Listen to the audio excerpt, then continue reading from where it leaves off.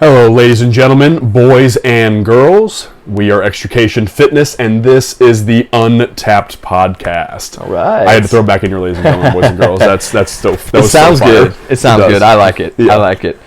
Well, we are back in kind of the OG studio, per se. It's not really a studio, but back at your place. Up, it looks like it. So, right. Back at your place now recording, and for those of you that see the videos and whatnot that we're posting on Instagram, hopefully getting them on YouTube, but you'll probably recognize or realize a different background and whatnot. Mm-hmm. We got Old Glory hanging above us here. Mr. American Flag is. Yeah. Those of you that follow our Instagram as well also know how big of a deal that is to us of posting on the walks we go on. So it's pretty much multiple times a week. I'm posting that big flag there in the town center, which it's too beautiful. Always looks awesome. Yeah, it's too beautiful not to, dude. But we are back home in a sense from where we started the podcast and whatnot. Yep.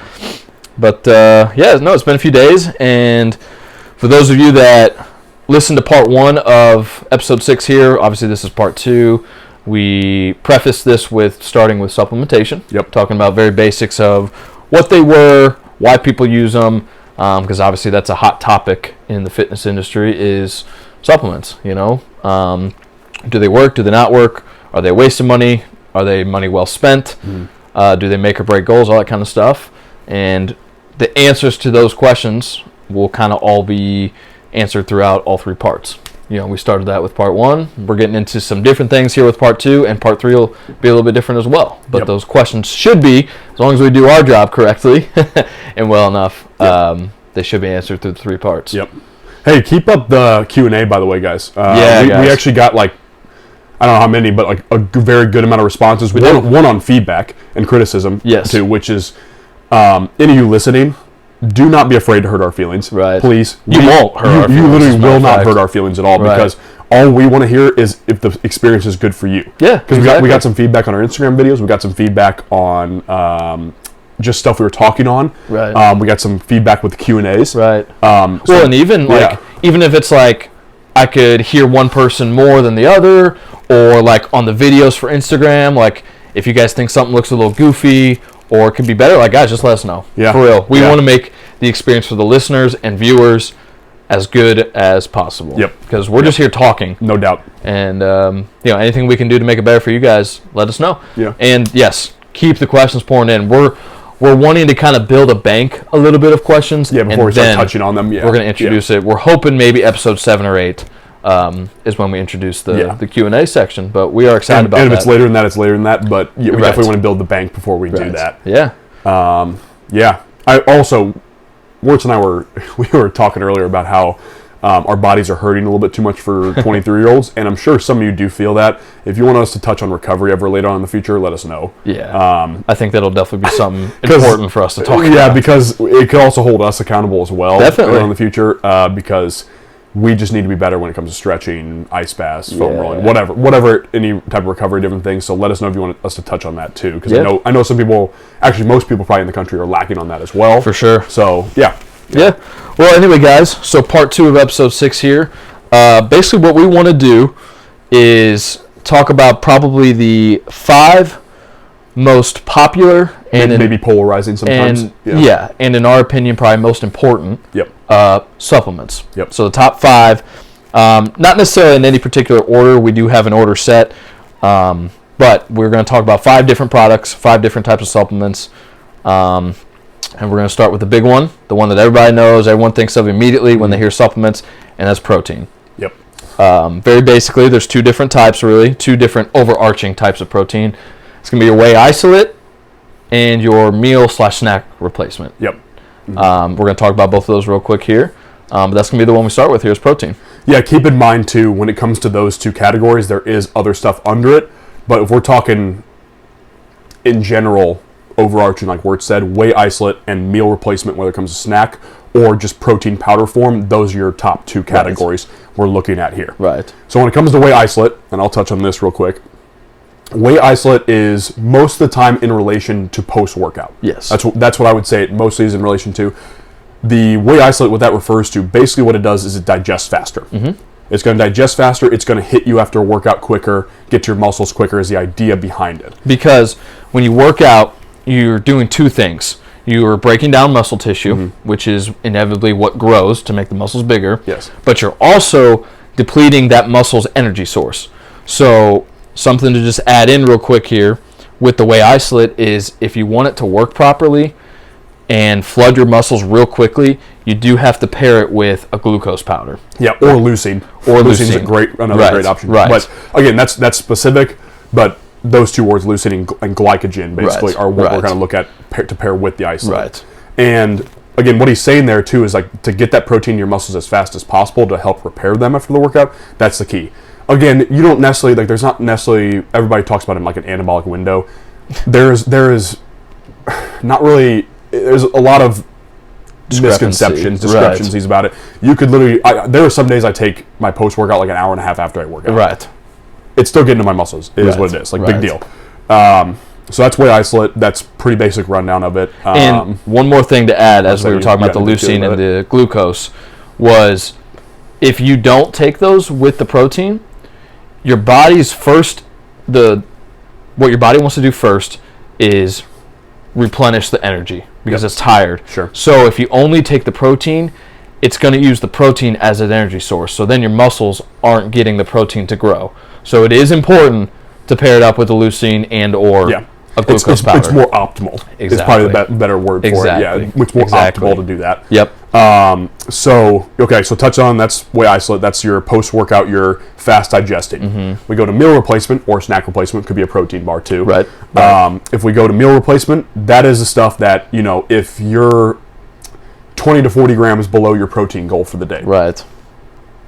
Throw in a shake, whether that's, mixing it with milk, mixing it with water, depending on how your calories fit that in, basically. Right. You want to make that, shake it up, and you're good to go. And again, usually most serving sizes with the meal replacement will be between 20 to 25 grams of protein, give or take. And that's going to change male to female, of course. Yeah, exactly. It's going to change male to female. It's also going to depend on the product, depend on the brand, etc. Sure. And also, there might be some carbs and fats in these meal replacements sometimes too, depending on the company as well. Right. Most of the time, if you're just looking for protein, buy a product that doesn't have too many of the other carbs and fats to add on top of it. Right. So again, those are going to be slower digesting. Right. If you get a meal replacement, ask for a slower digesting protein and / meal replacement protein if you're buying this product. Some companies will say like sustained assimilation too, which is just fancy for saying takes long to digest. Exactly. It's going to be that 2 to 3 hour, almost like eating, a normal meal in a sense, or chicken breast, or it's going to help with sandwich. It's going to help with appetite regulation too. Right. Because of the fact that it's digesting slower, your body is burning energy digesting that, so you're in turn not going to maybe eat that honey bun you're going to have right? Which is good because I'd much rather you drink a protein shake than eat a honey bun. Obviously. Exactly. So, that's what I got for the protein category. I would say some people too are scared to take protein because of how they used to be made. Sure. And like it used to be affects the stomach, Right, it affects the stomach. I guess we didn't mention plant-based. It bloats you. It has you in the bathroom almost immediately. Like if you do a little bit of research and find a quality brand, a quality product, you're not going to feel those things. You're not going to experience those things. It's going to be good. It's going to do what it says it's going to do and all that kind of stuff. So anyone in the older crowd that used to take protein shakes and it's like, that stuff sucked. Like, I won't do it again. It hurt my stomach. I was in the bathroom like crazy, like whatever. It bloated me. Find a good quality company now, and you're not going to run into those issues. Right. And more than likely, you're going to find something other than chocolate or vanilla flavor, too, that's going to taste good. Yep, definitely. Yeah. That's the reason I kind of mentioned plant-based, too, because some people's stomach reacts better to that. It seems like, at least in my experience, like anecdotally talking to people, some people love the plant-based proteins, too. Right. Which the sources with that is usually like beans, how do you pronounce it? It's spelled Quinoa. Quinoa. There we go. Quinoa. God bless it. Beans and quinoa and a little bit of rice usually are like, that's kind of like the sources of the protein when it comes to plant-based. So that's another option too if you want to look into it. Again, it's plant-based. That just means it's not derived from like whey or animals, basically. And if you're a plant-based diet, like that's a perfect way to get the protein because it can be tough to get protein in a plant-based diet. So perfect option. But that's kind of a whey isolate and a meal / snack replacement very broadly, very briefly. But that's kind of the difference between those two like types of protein shakes. The next one we want to talk about is a very polarizing one. Probably the best supplement on the market, though. And it really is. And it has the most scientific research behind it. It has the most studies done with it. It's also way simpler than what TikTok, social media, or the media tries to make it. Creatine. We talked about that last episode. How is what we're talking about. Yeah. Yeah. Creatine monohydrate. Monohydrate. It's the only one that you need to look for. It's usually very cheap per serving. There's no reason to be paying crazy amounts of money for creatine monohydrate. There's just not. Because it's now granted, apparently supply has been down these days. Sure. As everybody knows, the supply chain. Yeah, but I know even before this, dude, I think it might have been on Amazon when I was kind of first getting into fitness and supplements, all stuff. Like, there was literally it was for 30 servings of creatine. It was $65. Okay. And that was a couple years ago. That's makes me mad. That makes me the mad. most anyone should be paying is $15 to $20, and you can usually get 100 servings. Literally, and it's good. It's quality. That's it. None of this was HCl. There's creatine HCl. Yeah. There's all kinds of different ones that apparently they don't maintain water comparatively to monohydrate. Yeah, right. That's a load, guys. It's a load of bullshit. It just is what it is. Right. Creatine monohydrate. That's it. And there's a micronized form of it too. That's usually the powder form. Right. Yeah, that's pretty much micronized. Anything with creatine monohydrate in it, stop looking for the HCLs and stuff like that. Because usually HCl is more expensive. Yep. Because it's just a marketing thing. Yeah. Right? It's not going to have a taste. Just throw it in with the protein or whatever. Don't complicate it. Yeah. Creatine monohydrate, if you're looking to especially either gain or maintain muscle. Let's say you're in a cut, right? You're losing you're cutting calories, right? You're going lower than your maintenance to try and lose weight. Take creatine. It's not going to help you maintain weight. It's going to help you maintain muscle while you're cutting that. Right. Because you don't want to lose muscle. Well, and a lot of people are scared to take creatine, I think, because they're worried about being bloated. Yeah. Because you know, always the stereotype behind it. If you're taking creatine, you need to stay hydrated throughout the day. A lot more water. You really need to be at that 90 to 120 ounce minimum per day. That's males and females. That's a minimum, yeah. Right.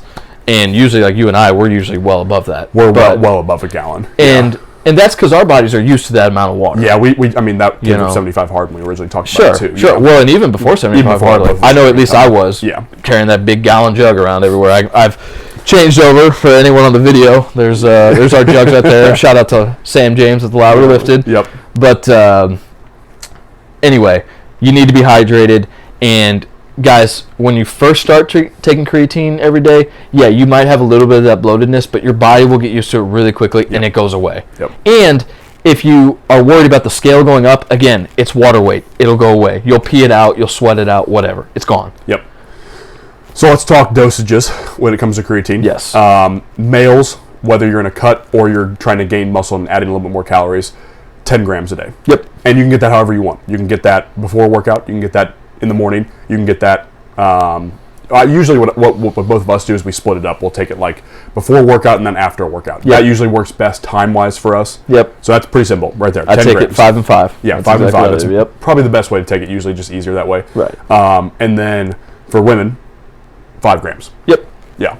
Very easy. I mean, I guess if you're a bodybuilder for women, you probably could take 10 grams. Maybe. Honestly, I don't know that. Yeah, I'm not sure. Yeah. But if you take more than that in a day, you're not going to do anything harmful to your body, but your body won't use it. If you're taking 5 to 10 grams, you're going to get benefits. Right. But if you're I'm going to take more creatine, I'm going to get even bigger. No. Literally, your body will almost naturally just cap it and just pee the rest of it out. Literally won't be used. That's exactly what happens. Don't waste money. Yeah. And be taking 15, 20 grams thinking you're doing anything beneficial.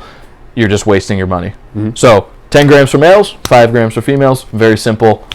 Throw it in there with your pre and post, pre or post. But yeah, with creatine, your replacement shakes, whatever. Yeah. Yeah, creatine, monohydrate. That's all you need to know. Cool. Got it there.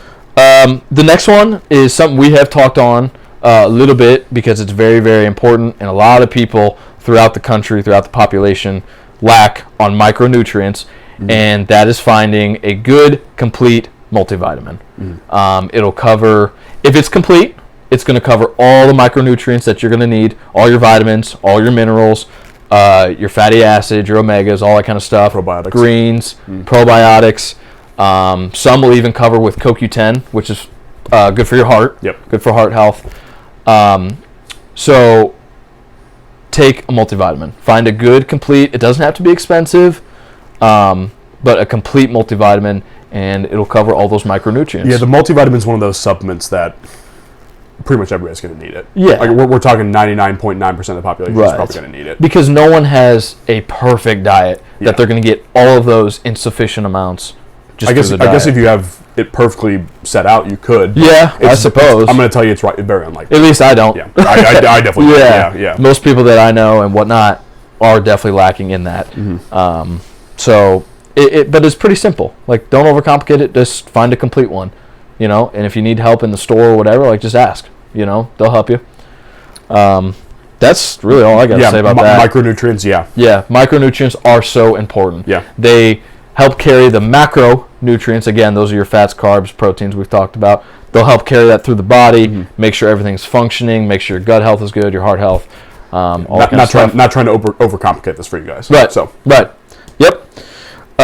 Okay, number 4. Again, one that everyone wants to know.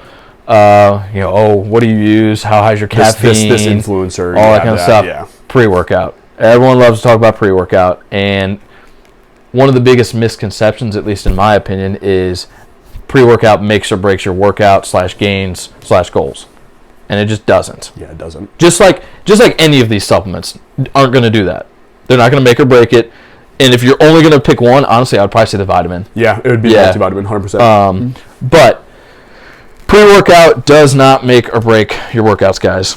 Yes, it can be important if you get a correct one. And again, all of these guys, you need to do your research on them. And we will cover in part 3 kind of what we use, why we use it.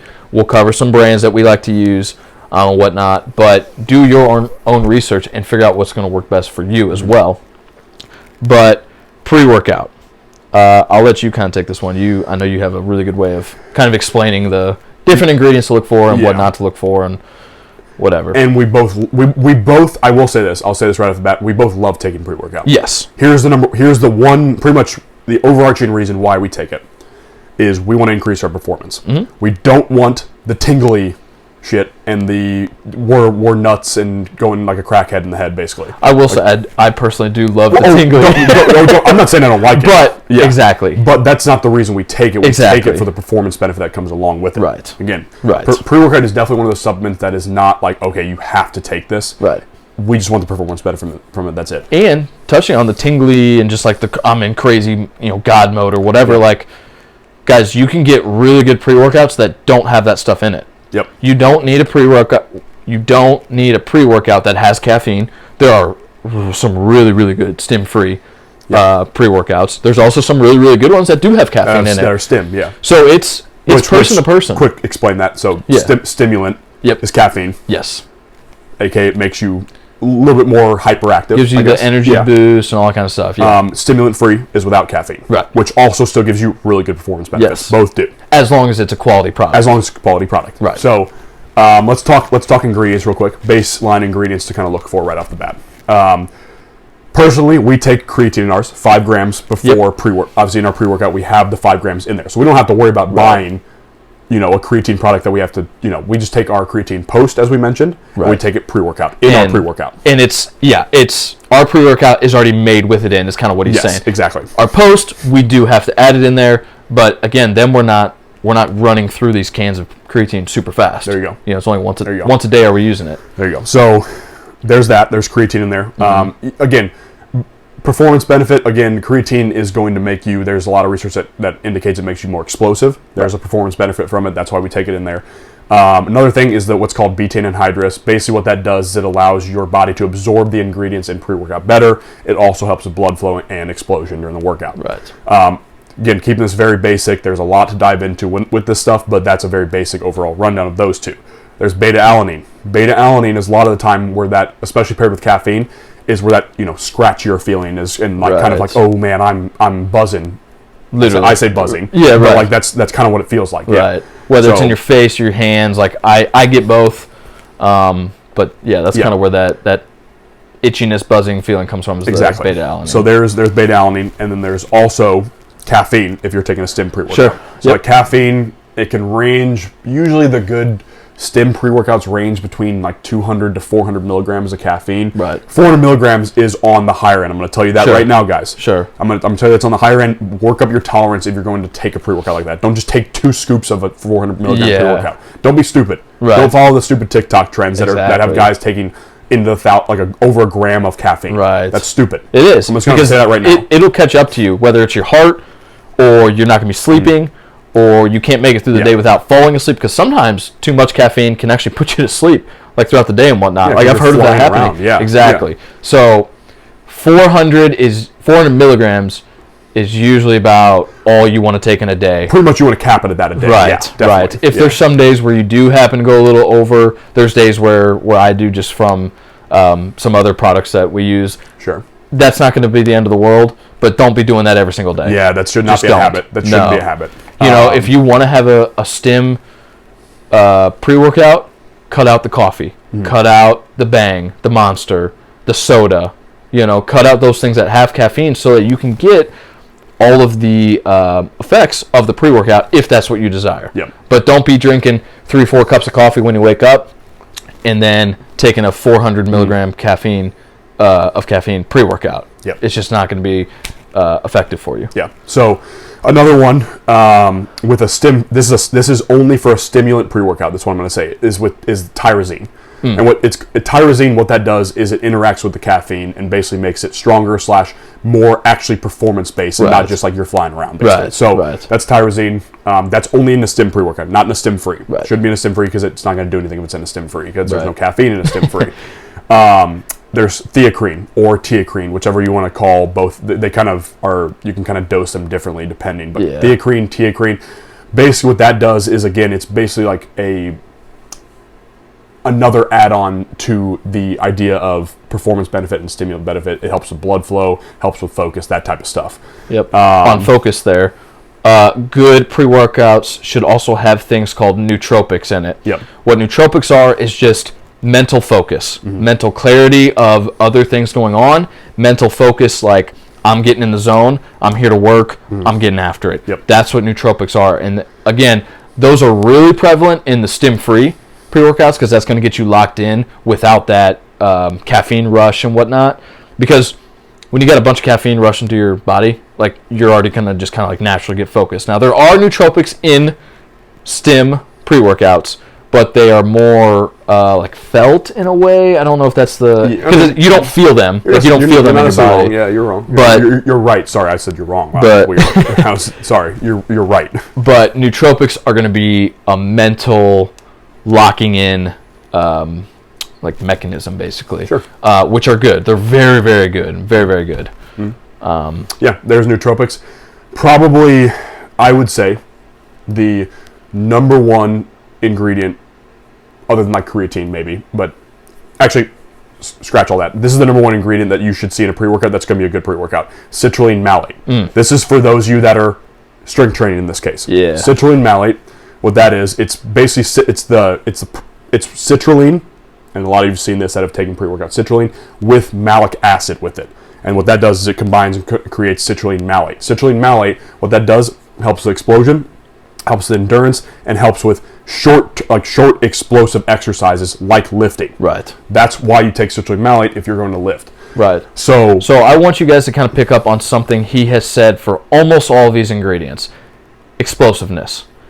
What he said and what we said here at the beginning of the pre-workout section here is we don't take pre-workout to be crazy energetic, cracked out of our mind, like crazy person. No, we take this pre-workout because it helps with the performance, with the explosiveness. So, again, we have our goals that need that stuff in it or help us get to our goals. And we use it for the performance. Again, not just to have that crazy, cracked out feeling, because there's some that just are going to focus on giving you that energy boost, but then 15 minutes into your workout, you've lost it.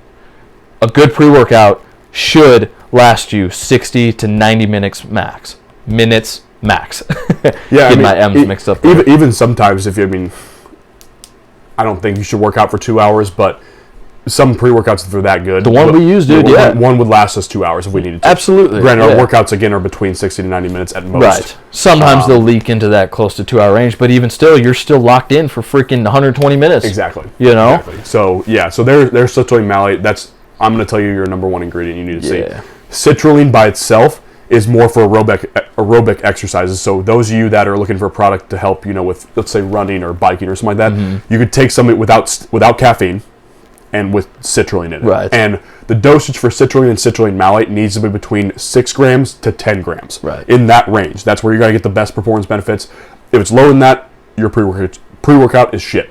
Yeah. I'm just going to tell you that. Right. And if it doesn't have it in it, you better start looking somewhere else. Yeah, you need to dip. Yeah. Cool. That's pre-workout. That's a lot. I know, guys. I know it's a lot.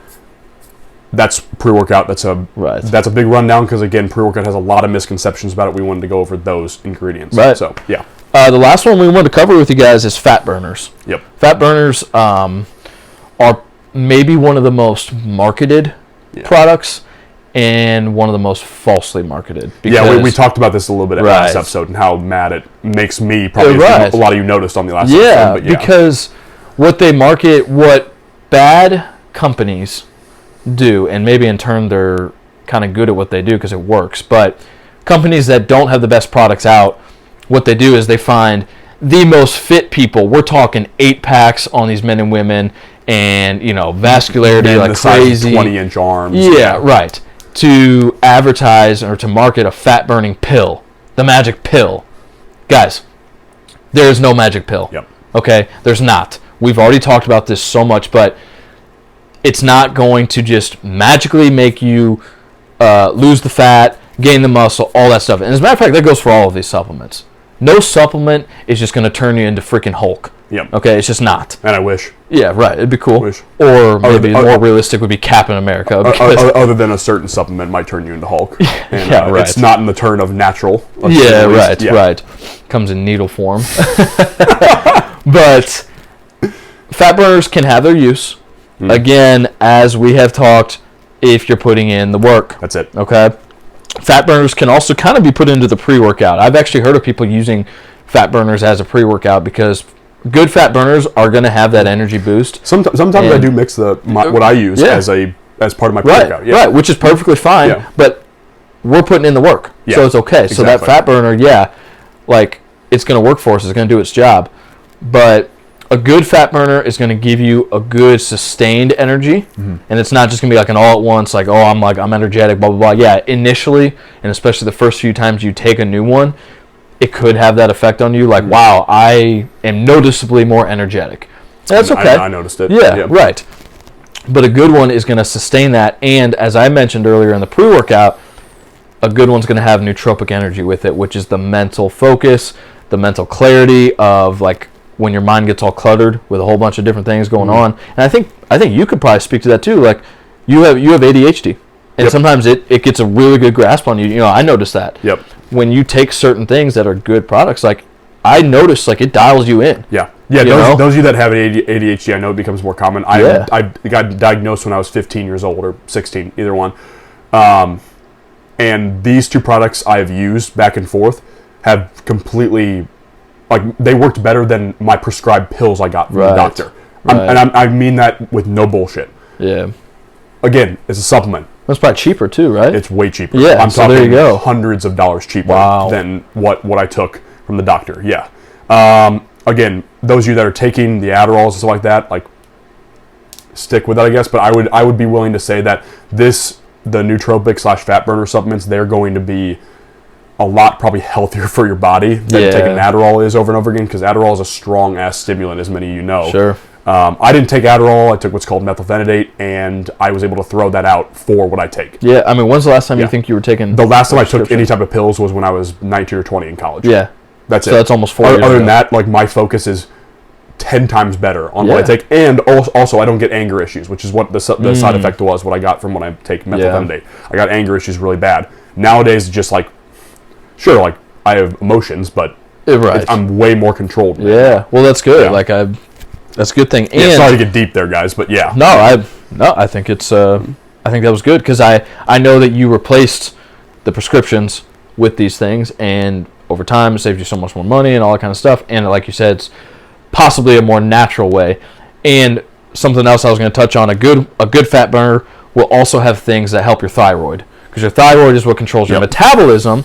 And if your metabolism is running like it's supposed to, running higher at the optimal level, that's how you're going to be actually burning the fat and whatnot. So a good one will also help your thyroid optimize its function so that you're burning as many calories as possible, and not just making your heart beat out of your chest. Exactly. Again, the first few times you might take a new one, and if it's a good one, you might have that feeling, that effect. Take it with food. If that's the effect it's having on you, it's kind of making you feel sick, take it with food. Mm-hmm. You need to eat food with it, 100%. Yes. And you shouldn't take it, by the way, past like 3 o'clock in the afternoon. Right. Yeah. Right. Especially if it's got... If there's caffeine in anything, especially, you should not, or an energy boost in anything, you shouldn't take it past 3 o'clock in the afternoon.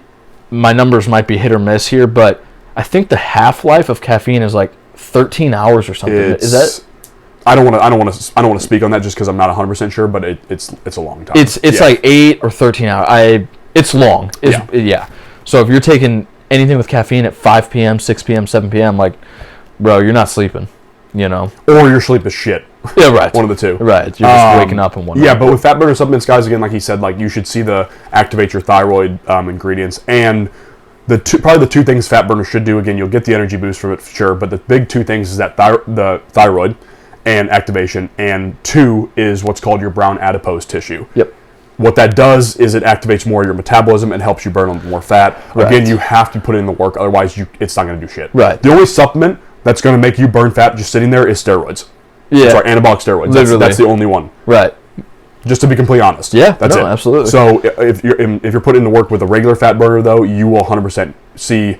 It's not going to be unbelievably fast results, but it's definitely going to help in that realm if that's what you're looking for. It'll kind of expedite the process. Yeah. And don't be eating a whole party-sized bag of chips or a whole tub of ice cream and then take a fat burner and expect it to help. And think it just like nullifies it out. Like, that's not how it works. Yeah. It's just, again, you have to put in the work.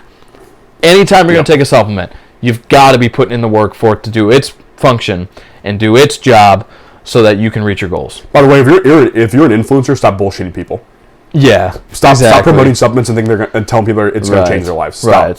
Right. Stop. That's a bunch of garbage. We are on the line of loving supplements, right, dude? Yeah. Like, I mean, you and I both agree that we love supplements, but I enjoy trying new stuff, and like we're open to trying new products, especially from the couple companies that we trust and we know and everything. We're definitely more open to try those ones. But for those influencers that like are clearly marketing for brands that are literally like going out of business and stuff, it's just like, dude, like you're just chasing money there, and you have a lot of people that look up to you and want to look like you, and you're misleading them. Even those companies that are doing well and making it off of bullshit marketing from influencers. Yeah, right. It pisses me off, because again, like I don't blame like those people that are new to the industry and they get fooled by it, because like, and again, like I was angry last episode, sure, and like you could tell like I was a little bit fired up about it, but it just frustrates me because they just keep promoting it and like think it's okay. Like, I don't like, if you're an influencer, you're supposed to be like helping people better their lives. Right. Stop promoting shit that doesn't actually help people, and like you're just taking money from them at some point in time. Like, that's just frustrating. And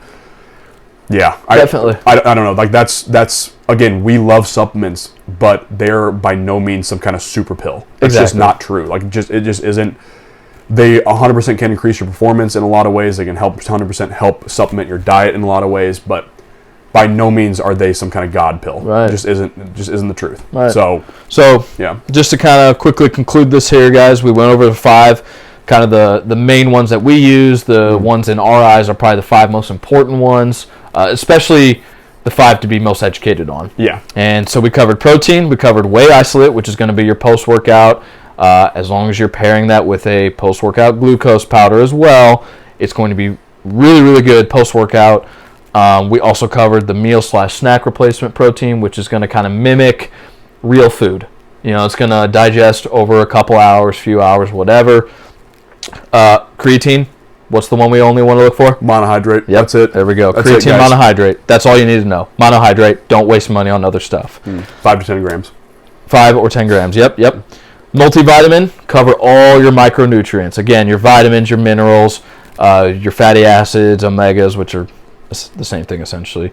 And if it's a really complete one, it might have stuff for your heart, for your Probiotics, gut, yeah, all that yeah, kind of exactly, stuff. yeah. Find a complete one. Again, does not have to be crazy expensive. Yep. It really doesn't. It should be one of the cheaper products. Like, along with It really should. Creatine multivitamin should be 2 of the cheaper products. You should be getting a lot of servings in both of those Uh-huh. for not that much. Yeah. Not that much money.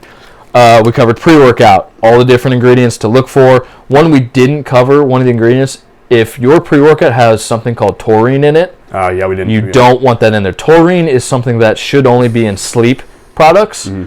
So if your pre-workout has taurine in it, guys, it should be avoided. I'm glad we separated that, by the way. The other ingredients we mentioned are all ones that you should be looking for. Yes. Taurine is one that you literally should throw that in the trash. Right. Like, because that is a literal sleep product. Right. What it does is, if it's paired with caffeine, it decreases the effects of caffeine. Exactly. So throw it in the Right. garbage. So pre-workout was the fourth one we covered. Again, a lot of ingredients to look for, but they're important, guys.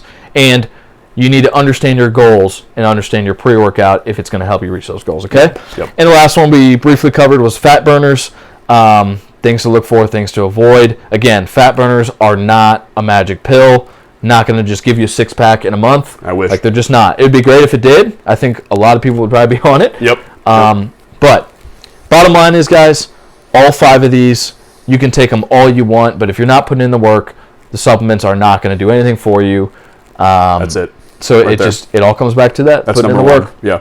Put in the work and make sure you're taking care of your diet. Right. Those 2 things are what it comes down to actually have these have any effect at all. Exactly. Yeah.